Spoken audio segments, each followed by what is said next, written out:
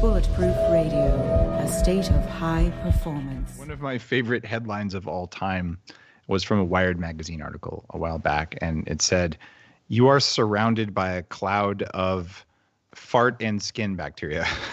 Something like that. And you read that, you're like, oh my God, I'm so horrified. I have to read this article.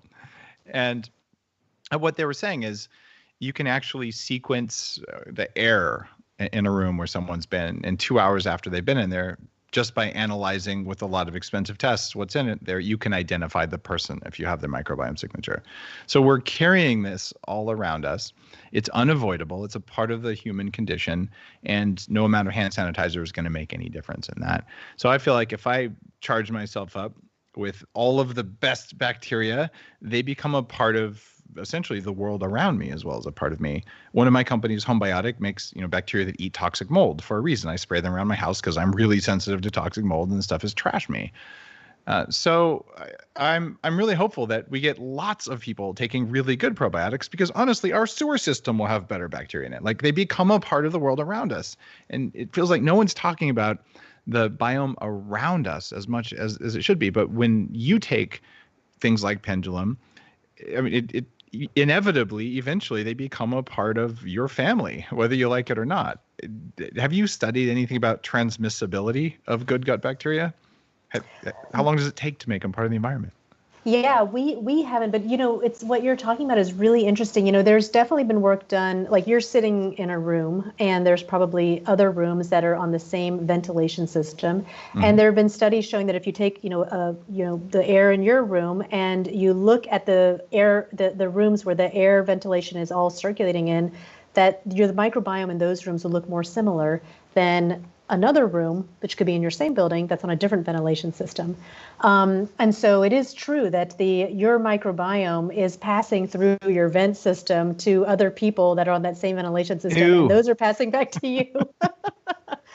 There was a cool study that was done around people looking at their microbiomes of people that have dogs versus people who don't have dogs. Right. And in this study, they showed that if you have a dog, you tend to have a more diverse microbiome than if you don't have a dog. Have you seen what dogs lick?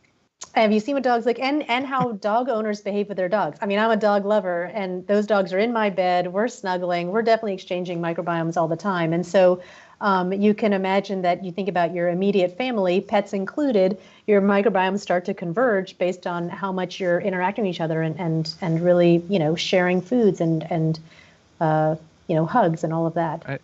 I kind of laugh at the idea that some people are doing now. They're saying, I'm going to create this bubble. I'm like, there's a bubble. It's called the Earth. Like, we're all here, and we're all sharing this stuff.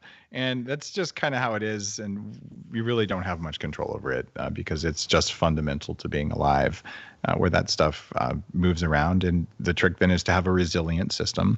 And the number one factor for resilience from an immune perspective, and you know what I'm talking about without actually saying any specific names of anything here, is blood sugar regulation. Because if you have diabetes, you're at massive risk of dying from all those killers we talked about and any kind of infectious agent, whether it's bacteria or viral, right? So lack of blood sugar regulation equals an immune system that cannot turn on power in the mitochondria when it's necessary to fight something. And so you fix your blood sugar regulation, you lower your risk of all-cause mortality. In other words, you're harder to kill when your blood sugar is more normal. True statement? Absolutely. Managing your blood sugar is at the core of so many health issues, including very much your immune system. And you talked about the other big killers, diseases. Those are all linked to each other. I mean, think about it. If your body is spending all of its time trying to figure out how to manage these blood sugar spikes out of control, it's not spending time and energy on these other things. And so you really are more vulnerable and susceptible when you're not managing your blood sugars properly.